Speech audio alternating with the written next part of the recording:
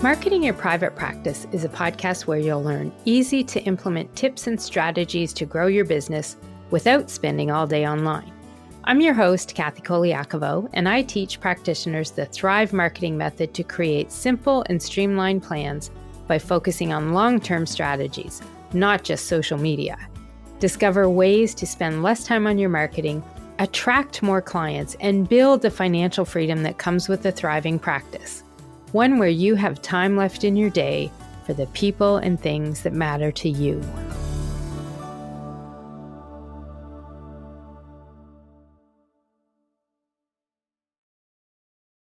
Hey, private practice heroes. Thanks for tuning in today. I'm your host, Colaiacovo, and today I want to cover some tips that will help you optimize one of your 10 marketing foundations, your email marketing list. And in particular, we're going to focus on newsletters. Building an email list and sending those subscribers regular communication and content is one of the marketing activities I tell folks to never stop or skip.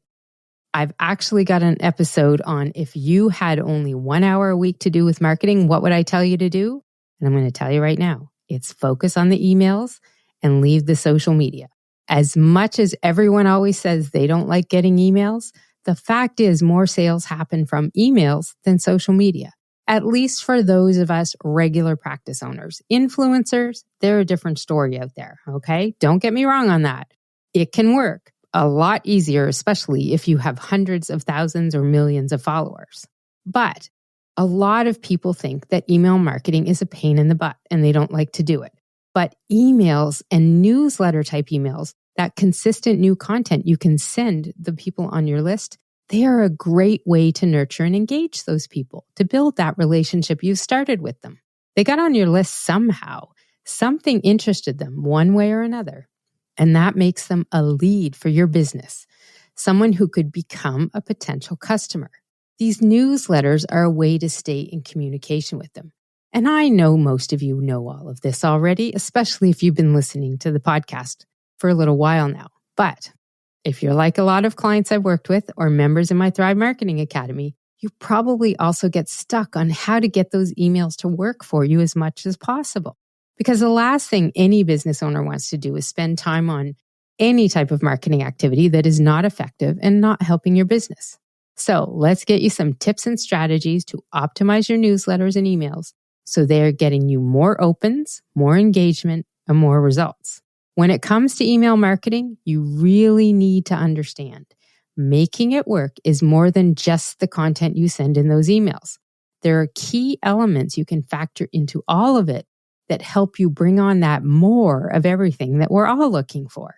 There's 10 elements, in fact, and that's what we're going to talk about today. These key elements, which are ones you can include in your emails, and specifically newsletter type emails that you send out.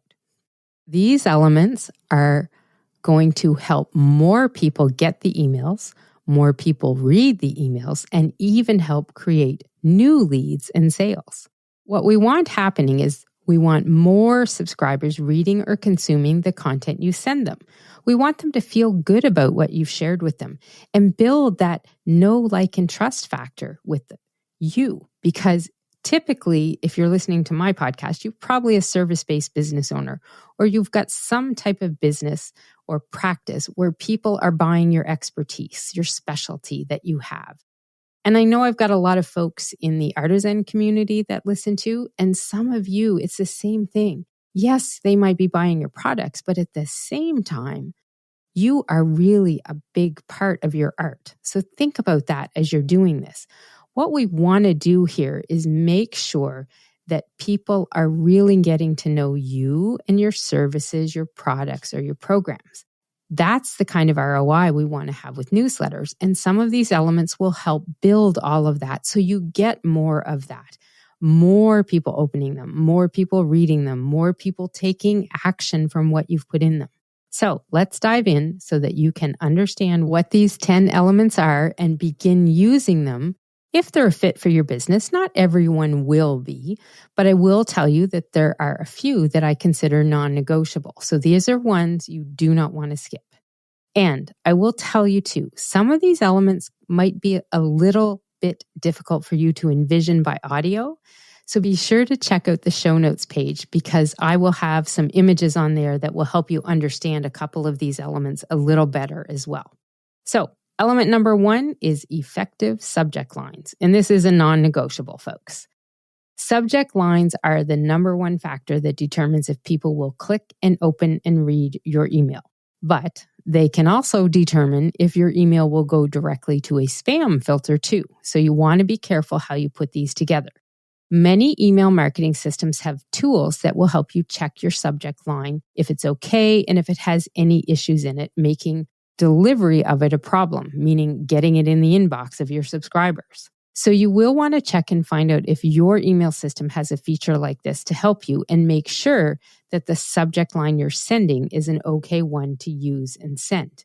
Now, a tool that I use all the time is one it's from CoSchedule, and it's a headline analyzer. And I really like it. It gives me some ideas if the headline I'm putting together, it actually scores them. So it gives you some good ideas if you've got power words, emotion words, common words, things like that. And of course, there's always some of the AI tools out there that can help you as well come up with some good subject lines.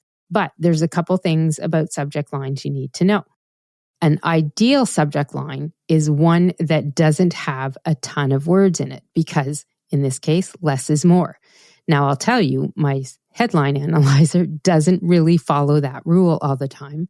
And neither do the AI tools that I use. I know a lot of people use ChatGPT. I started out with that one, but I've been using another one recently. It's called pop.ai. I just like the way that it works better. I can upload a document a little easier than I can with ChatGPT. But a lot of these tools will make your subject lines really long. So I really like you to keep them under 70 characters if you can. Keep the words a smaller amount as well. We don't want a whole bunch of words that people are not going to see in their inbox. Plus, a couple other tips here. You don't want to use a lot of punctuation marks. So think a lot of exclamation points, leave those out. And make sure the words are not all capitalized because this will trigger the spam filters as well. So really think about short, simple, enticing, and intriguing when you're coming up with your subject lines. And the biggest thing that you don't want to do is give away what's coming in the email. You want to be invoking curiosity, not giving away the firm in the subject line. So you want to make sure that it catches people's attention, but doesn't give them something like a topic so that they can necessarily prejudge if they want to open it or not. So short, simple, enticing, and intriguing is what we want here. Now, the second element is what they call, and it's different in a few of the systems out there, a second line, a preview line. It's something where you'll be able to see a little bit more of wording that may be specifically and pointedly set up to show when people are looking at the email in their inbox. Now, this, if your system has it, it's a non-negotiable too. You always want to use it. And sometimes maybe your second preview line is something as simple as an emoji. What happens is the email marketing systems out there like ConvertKit, MailerLite, Aweber, all of them out there, they have this option to add, I don't know how to describe it. It's like a preview line, and it's a line that will show after the subject line. So I like to pointedly use this to add to the message, but you also have to keep in mind that not every email system will show it. So your subject line has to stand alone as its own understandable and clear subject line. You can't make them dependable on each other, but you can make them support one another. So I kind of think about this as something like a subtitle of the subject line, if you want to look at it that way. As an example here, maybe a subject line says, "Have you seen this yet?" And the preview line could say, "It's brand new." So both of them, well, the subject line, not both of them, but the subject line can work on its own. It doesn't need the second part to make sense, but it certainly adds to it. So if "Have you seen this yet?" It's brand new has a very different meaning than "Have you seen this yet?" So if you can add that in using it in your system, that's great to do. And I suggest you use it as much as possible. But the other thing you have to remember is if you copy last week's newsletter to use again for the one to send this time, make sure you change the second preview line because I've seen it happen a lot where they did not change that. And then it made no sense and it confused people. So if you can put in a second line, a preview line, put that in and use it as well. Your third element is your alt text on the images you use in any emails or newsletters. And this is also non-negotiable. So alt text is also known as alternative text. It refers to the word or phrases that get assigned to images in emails and on your website too, by the way. And to get a little technical here, alt text registers as an attribute in HTML, so code. Hypertext markup language is what HTML actually means, but I like to just refer to it as code. So when the code is coming through the email systems or the newsletters or even on the website, the alt text will tell the viewers, or in the case of your website too, the search engines, what is behind the content of the image. So the alt text really helps the search engines and people in the emails reading their emails understand what the images are all about. You won't always see the alt text. In fact, most times you don't see it. But if you have your inbox set up so that you're not displaying images, so you're not showing images that come in from emails, the alt text is what's going to show instead. So it can help people understand what the image is if you use it as a descriptive way to tell people what the image is about. So think of it as a description of the image. Sometimes the way I do it is if I put an image in that has a quote on it, I might just put the words quote and whatever the quote was on the image. Sometimes you might use it to describe an image, an ice cream cone, whatever it might be. It's just used and intended to help if the time comes for the person reading the email. If they're not seeing the image, they'll see the alt text and understand what may be going with that. And I've got a pro tip for you here too. Every image on your website should have alt text added to them as well. So when you upload them, there are some extra spots when you upload an image to your website that you can add the alternative text on, and you should do this. It is actually very helpful for the search engines. It helps them understand a bit more about what your website is about, especially if the images are described with keywords. So, alt text, put them on images and emails, and do them on your website images as well. The fourth element here is having two parts, a beginning and an ending, an intro and a signature and contact info. And this is non-negotiable too. The intro, not so much, but the signature and the contact info, I think is a big one that should be non-negotiable for everybody. When you send a regular newsletter, and okay, for those of you who aren't quite regular yet with your newsletter, you always want to have some sort of intro that will segue into what you're going to share in the article, in the information. A little background on how it will help them. Some people will get a little personal here because you're trying to build that know, like, and trust factor. If you've been on my email list for any time at all, you will see that my weekly newsletter that comes out, I get a little personal in there. Sometimes you'll see pictures of my family and me with my family, or fun things that I'm doing that are a little outside business, but I always tend to use that as a way to segue into what the lesson in the article is about. So if you can do that, great. It's not for everybody, but the thing everybody needs in their emails and newsletters is a signature line too. So put your name there, put your contact info, make sure that you have information so they know who this came from. There's a lot of times, I'll tell you, I get newsletters from people that I've signed up for, and it's just signed Jim or Susan. There's no link to their website. There's no title. There's no full name. And I get that it's trying to be personal, but for people that are new on your list, they may not understand who you are at all. We all forget what we signed up for when it comes to newsletters sometimes. So make sure you put that information in there as well. And you can also think about adding an about section. I have that in mind too. And I do that with some of my clients, especially ones who have group practices. So there's more than one person who's part of the business. So having an about section is a great way too to also add and include ways people can contact you, book a call, sign up for a service. So think about that. Number 4, intro and signature with contact info. The fifth element is your main article, the message, the lesson that you want to teach people. This is the meat of the content in the email you're sending. The lesson, the tips that you're sharing, whatever it might be. The length of this content will depend on how you create it, the message you're trying to send, the lesson you're trying to get across, and what your readers are likely to consume. You want to get an idea of what they like to get and see too. And sometimes what you can do is just alternate. Maybe this time you have something short and sweet, then next time you have something a little more involved and longer. And by the way, I want to mention here, if you do create an article for your newsletter, please, please, please make sure that you use that article on your website too. Don't waste that content by just sending it in your newsletter.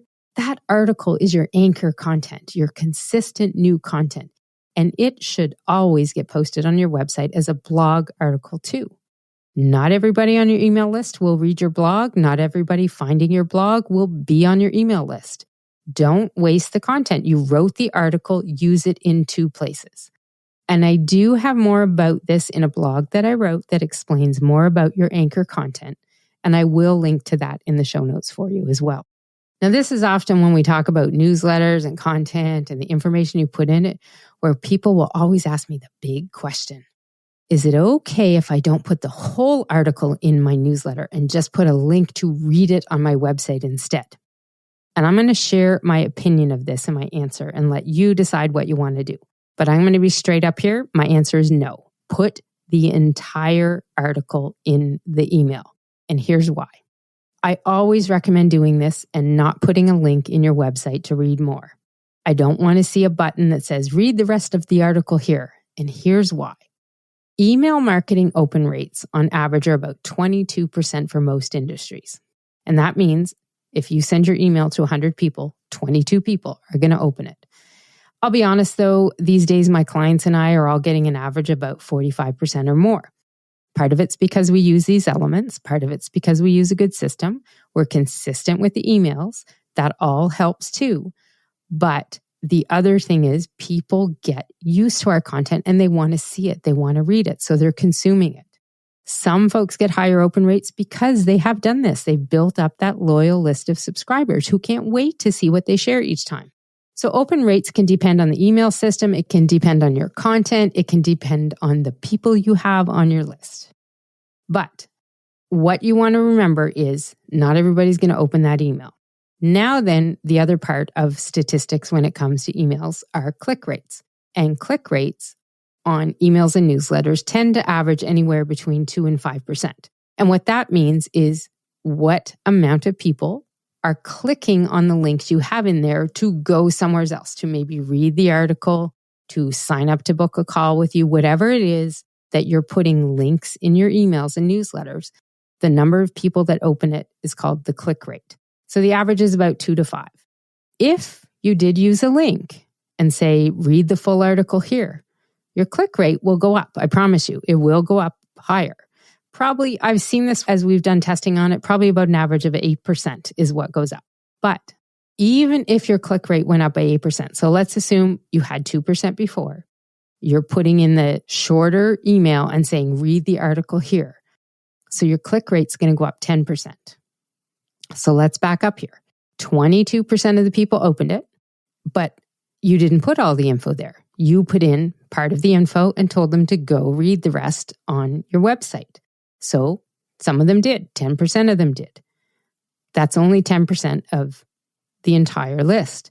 So the odds are better if you put the full article in there that the 22% of the people who opened it can skim, read it in full, or even just, skim through and get the gist of the lesson. If you put it as a link, and yes, you raise up to 10%, that only means 10 people click through to read all of the message because they had to go to your website.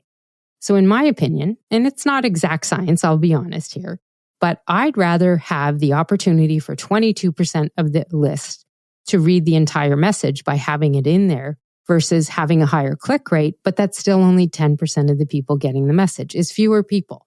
And I've done tests on this with many clients in the past, testing this over and over. I'm telling you right now, the increase went up to 8% for most of them, 8 to 10%. And so to me, it's still not enough because not enough people are then getting to read your message. So my advice here, put the entire content in there. You're going to have links for things for them to click up. Maybe you have a sale or a sign up or whatever it might be. not just to read the rest of the info. So you're still going to have some sort of call to action for them to do something else. But if you've put a lesson into this article, I think it's a better option for you to put the entire article in the email so they can read it in that one spot. Because the other thing, let's assume that you do try the read more and people go there. If you think about human nature and how people are, you're going to get people to click to the website to read it. But now you have to hope that they don't get distracted online and leave your website somehow. You've got to hope that they actually come back to your inbox and finish reading the rest of the email. My theory is this is not what typically happens. You might lose a few to web browsing, and some of them might come back, but will they actually then take the time to finish reading the rest of the email? So if you had other important information in the email, they may be missing that as well. So that's Kathy's theory on emails and why you should include the entire article in the email. And that's why I always tell people to do that. Moving on, we've got element number 6. This is where you want to have some sort of call to action. You want to share an event, a promotion, a sale, a special. This is where you're typically going to have those CTAs. Maybe you're promoting something new, maybe it's something old, maybe you're reminding people about something. The thing is, you want to make sure that you're adding some sort of offer here. So include that into your emails and newsletters. And you may also have emails or newsletters where you don't have an article because you've got the event or the promotion or the sale happening. So you can definitely have very focused emails that go out as well. Typically, what we're talking about here are newsletters and building the relationship and the know, like, and trust. So I'm still saying it's okay. You send them the good info, teach them something, but you should still offer them something too. And just be cautious about offering them your lead magnets because they're already on your list. A lead magnet is a list builder. So you're trying to get people's names and emails, but people on your email list, you've already got it. So be really clear and strategic about what you do with those lead magnets. Some email systems offer a tool that you can have people sign up for that, but without having to go through a sign up process. So I can, in ConvertKit, for example, I can tell people, oh, I've got a new lead magnet. If you didn't get it, click here and you'll instantly get a copy. And I send them either to the PDF or to the thank you page where they get it. And that action is a trigger link. And what that does is it tags them and it puts them in the entire system as somebody who downloaded that lead magnet. But I didn't have to take them to a page where they enter their name and email because I already had it. They were on my list. So calls to action, having some sort of sale or offer in the emails and newsletter is good to do. And feel free to add those in. The 7th element is client testimonials. So I always love adding these in. It kind of reminds you about how you should be collecting them on a regular basis. And by the way, while we're here talking about testimonials, if you're someone in my Thrive Marketing Academy or my Thrive Coaching Circle, and you haven't given me an updated testimonial of late, I would love to have one because I'm going to share those in my emails, newsletters, and on the website and in social media. So there's definitely lots you can do with testimonials, but I love having them as an element in a newsletter because it's feedback from your customers, your clients. It's something that's in their words that talks about your services. So I think it's a really good thing to add. Now, these are typically always going to be positive of you because I've never actually seen anybody share a negative testimonial. So they are biased in some ways, but they're also words that have been used and said by people who've worked with you. So it's a really good way to let some of these words hit home with the reader to help them possibly make a decision and take that step to work with you. Plus, I often think the stars in my testimonials like seeing themselves in the email, and it is extra marketing for them because I always put in their picture, I put in their name, I put in their website, their title. So it is some extra boost to your own business as well, if you're the person who is giving the testimonial. So that's a little bit about adding testimonials in. The 8th element is extra tips or info. Sometimes I see people kind of throw in a quote or an extra tip, just one sentence. And I think they're kind of neat too, because they can sometimes add to what you have. So as long as it's not detracting and distracting people from reading the main content you have, that's something you can throw in there as well. Number 9 is what a lot of folks like to do is doing a recap of previous articles. And as I was prepping this, I was realizing, I've forgotten to do that probably for the last year or so. I've changed the layout of my newsletter, and I'm probably going to go back to putting this in. It's kind of like just having a recap and a list of some of the previous articles on your website or your blogs, whatever it might be. And so an example of this would just be having a simple section that says, here's some other articles you may want to check out, and then have, 2 or 3 listed, have the title there and links to the article or the blog online as well. So this can sometimes also help people remember to finish the article from last week if they got distracted. Now, I said last week, but maybe it was last month, depending on what schedule you have. But sometimes here, it can actually be a way for you to get people to catch up and go read something they may have missed, because not everybody is going to open your email every time you send it. So having those recaps of previous lessons or articles is a really good way to catch people who might have missed it. And also, in case it wasn't clear here, pretty much every single article that you send by email as a newsletter should be posted as a blog post. I'm going to repeat that again. I talked about it at the beginning here. It's part of the Thrive marketing method I teach people.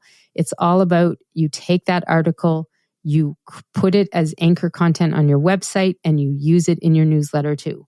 And by the way, the rest of the system, just as a quick way to finish it all out, is simply pulling content out of that article to use as your consistent new marketing content for whatever cycle you're doing. So that main article you're going to use and send as your newsletter can be the basis of all of your marketing content if you've got a good system. That's the method I teach my students.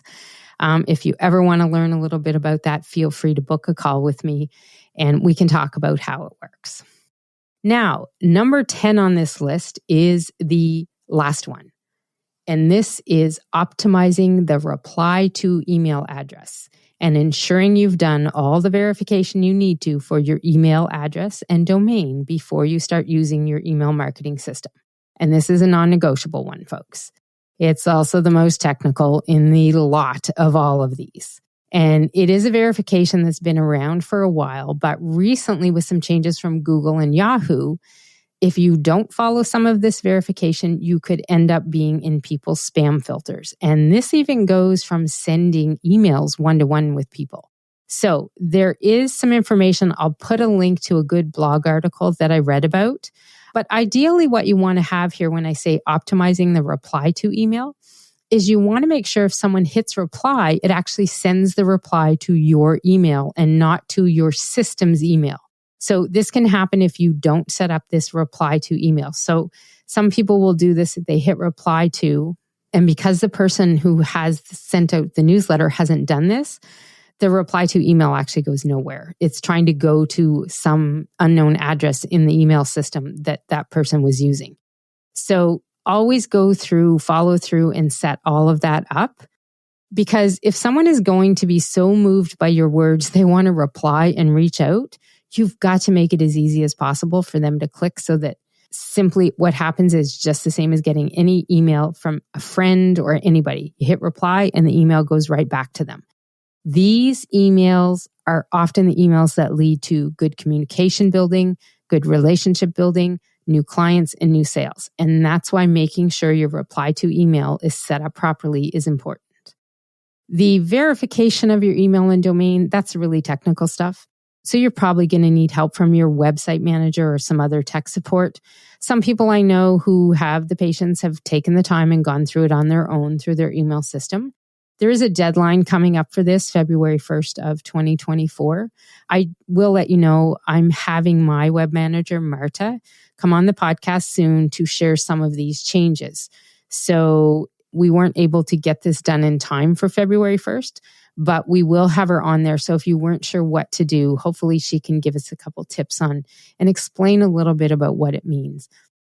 You may not be the person doing it, but you want to try to understand it a little, and that's what she's going to help us do. So be sure to hit follow wherever you're listening to this podcast so you can get notified of new episodes, because that one is one you don't want to miss. And that's it. That completes our list of 10 elements to include in your emails and newsletters so that you get more ROI, more engagement, more people opening your emails, and ultimately we're looking for more clients and sales from your emails. Remember, a couple of these are non-negotiable, so don't skip them because sometimes they help you in ways that you don't think of, hidden ways when it comes to SEO or deliverability of the emails. So as a recap, we want to have effective subject lines, non-negotiable. We want to have effective second line preview lines. And again, if your system uses this, always use these. You want to include the alt text on your images, have an intro at the beginning, your signature and contact info at the end. Then, of course, you're going to have the main message that you want to send in there. Maybe you want to add some calls to action in for an event or a promotion or a sale or special. Include some kind words from clients, some testimonials in there too. You might want to throw an extra tip in or not. That's up to you on that one. And you may do that recap of previous articles. Last one here is doing the techie stuff and optimizing your reply to email and making sure you've done your verification of your email and domain. So once you start doing all of this, but even before, I'm going to tell you. So what I want you to do at this point, and I want you to do this before you even try any of these, is I want you to take note of some of your current stats first before you make any of these changes. Know what your open rates are, your click rates, know how many people are replying back to you or not. And then test this out. Update these elements, optimize them, put them in place, and test it out for 4 to 6 emails and see what kind of difference it makes in your results, in your stats and your numbers. You'll be able to see that if you're tracking it only. If you don't track something like that and you're not sure how to, I'll put a link to my free marketing stats tracking template. I'll put that in the show notes because it will get you started on some of those things that you can be tracking, those numbers and KPIs that as a business owner you should be looking at and thinking about. So I will put that in there, but always make sure before you make changes like this that you have your current stats and know what's going on right now. These 10 elements are not rocket science, folks. They're fairly simple to make happen. And like many things, simple tactics when it comes to marketing can be very effective. So be sure to check out the show notes page to see all those extra things that I was talking about, the images and the links to the other supporting articles or podcast episodes. You'll find them at marketingyourprivatepractice.com/80. That's the number 80.